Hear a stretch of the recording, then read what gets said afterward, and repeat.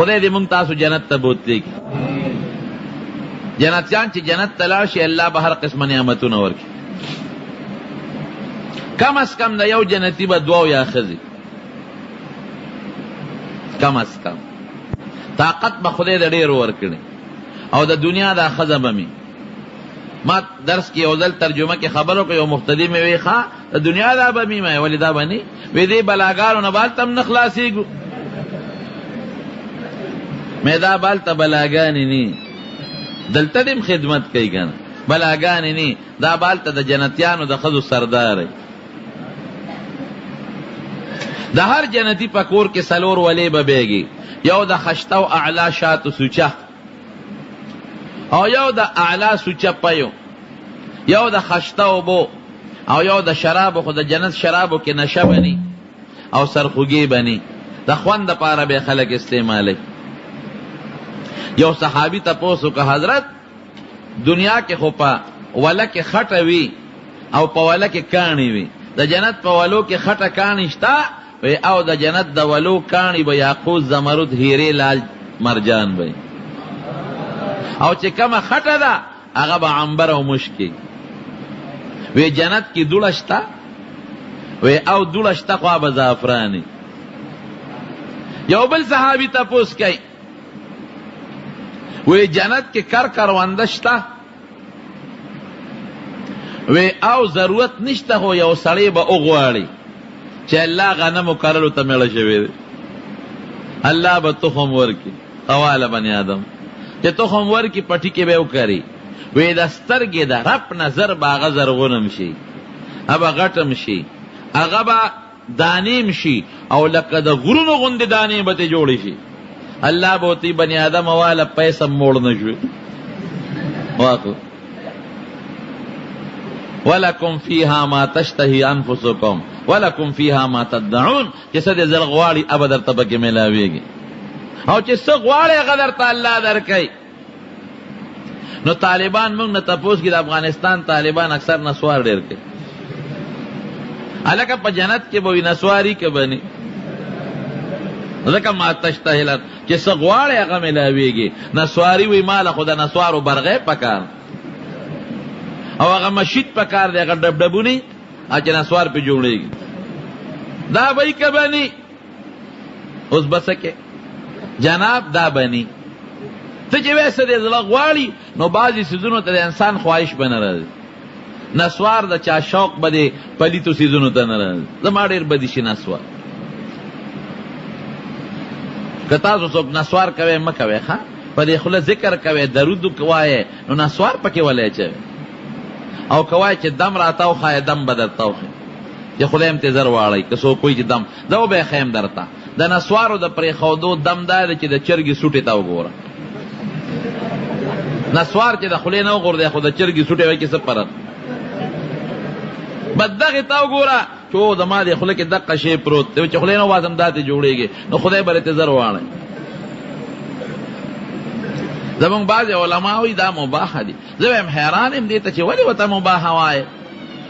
اسراف دی بلا پیسې پې لګي بې ضرورته. نمبر 1. نمبر 2 غاښونه د خرابۍ څخه کوي. حضور پاک وایي مسواک مګه. بار بار دومره نبی علیہ السلام د نسوارو تاکید کړی دی چې د حد نه وتی. د مسواک ډېر لوی تاکید یې کړی دی چې مسواک مګې او ته د هغې ضد په خوله کې اچې. مسواک غاښونه صفا کوي او نسوار چې دی دا غاښونه ګنده کوي. بل نسوار تیریږي معدې لم تاوان ورکوي. بل پکې څه دي اجزا وګوره دا خو معجون مرکب دی. ته اجزا وګوره اجزا څه دي. اجزا تماکو دي ګوره د نشې والا چې اجزا بل څه شی دي ایره د خاوره هغه خوړل ګناه د حرام دی دی وسره تیریږي. څوک پکې لا بادام او غذا نه چي. میدا خدا دې شو لکه چې خر د پاسه د سره زر کالی ور بار کړل. خر د سرو زرو په کالو خشته کېږي څه چې ته په نسوارو کې بادام اچي او غذان پکې اچي. غاښونه څخه کوي او نسواري نه ځان ساته. ګوره که ستا مخکې پرنجه وکړه جامې درته ټولې لړې څه شی نه دی.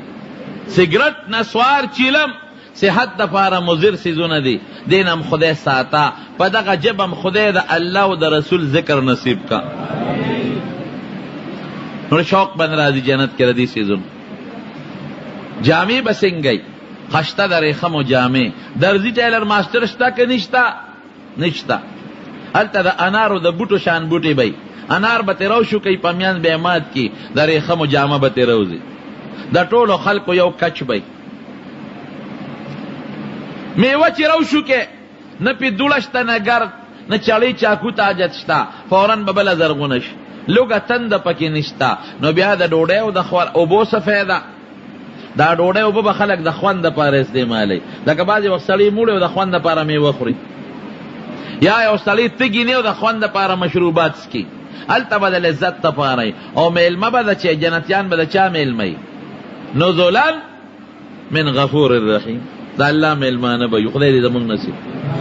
نو خدای پاک به دا جنتیان یو میدان کې راغونډ کې کې بنئ، ورته به وایي جنتیانو څنګه یې خوشحاله یې که نه؟ والله ډېر زیات خوشحاله یې. څه نعمت پاتې شته چې درته نه دی میلاو؟ نه، الله هر څه میلو شو، وی نه یو نعمت پاتې. الله هغه بسي نو پروردګار به ورته خپل دیدار وکړي. الله یې زمونږ نصیب. او روایت کې 1000 کاله دی بلکې او یا 1000 کاله، دا 1000 کالو خوشحالی به د الله د یو سکند په دیدار د خلکو نه یېرې شي. وجوه یومئذ ناظرة الی ربها ناظرة. ها بیا به څه موده پس را یو ځای کې جنتیانو څه نعمت شته چې پاتې نه، الله استا دیدار و غم نصیب کیږي. معتزله ګورې دا هم نه مني. نو الله به ورته غوږ کېدی، نو الله به په خپل شان لایقه د قرآن شریف تلاوت به د شروع کړي. د دې نه مخکې چې جنتیانو څونه خوشحالۍ په جنت کې دي ټولې به تېرې شي. نو که د قرآن شریف په تلاوت کې خوند وي نه وي، نو الله به د یو نعمت په حیثیت په جنتیانو دا تلاوت نه کوي. او ورونو قرآن شریف خو زمونږ امت دپاره نازل دی، داسې ده که نه؟ او د حضرت آدم علیه السلام، موسی علیه السلام، عیسی علیه السلام امت دپاره نه دی. او د آدم علیه السلام نه قیامته پورې چې څونه امت دی، څونه مخلوق جنتیان، ټولو ته به الله وور. نو زه پکې یو ټکې د ځانه ویم، زه یم که الله بیا د سورت رحمان تلاوت کو چې څونه خوند به کوي. خدای پاک دې زمونږ نصیب. نو تلاوت یو حق دی کوی، حفظ یې بل حق دی، یاد یې کې. عمل یې بل حق دی چې عمل پې وکړي، الله دې پې زمونږ عمل نصیب کړي. او علم یې بل حق دی چې علم یې وکړي. دې ټولو باندې یو 2 غنټې بیان کېږي، خو وخت نشته. او یو بل حق، دا ټول شکر دی شته، ایمان هم زمونږ شته، عمل هم د ډېرو خلکو شکر دی شته، چا لږ د چا ډېر، تلاوت هم ډېر کېږي الحمدلله. په مخ د ځمکه دونه تلاوت د یو کتاب نه کېږي څومره چې د قرآن شریف کې. او علم هم شته، مدرسې شته، یو حق پاتې هسه دی دا قرآن شریف نظام نشته زمونږ په وطن که نشته؟ قرآن کې الله وایي الزانیة والزاني فاجلدوا كل واحدة منهما 100 جلدة، چې زناکار سړی او ښځه سنګسار کې دورې باندې ووهئ، په دې عمل نشته. السارق والسارقة فاقطعوا أيديهما، غل سړی او غلې ښځې له لاس پرې کې، په دې عمل شته؟ نشته. ولکم فی القصاص حیات یا اولی الالباب، قصاص باندې عمل شته؟ نشته. نظام د قرآن شریف دا یو حق دی. خدای زمونږ په وطن کې د قرآن او سورت نظام راول. درونو مجلس د قرآن شریف ته ډېر د برکت مجلس. قرآن شریف کې الله هذا کتاب، دا کتاب دی انزلناه موږ نازل کړی دی، مبارک د ډېر لوی برکت کتاب، برکتونه درته مو. فتبعوه، د قرآن شریف اتباع وکړئ. اتباع راځي چې عمل وکړئ، عمل اتباع شو. او عمل راځي چې علم مې وکړئ، او الله به عمل راځي چې تلاوت یې وکړئ. تلاوت تی نی کړی عمل نشي کولی، علم دی پینی عمل نشي کولی. واتقوا، دا الله نه ویریږئ.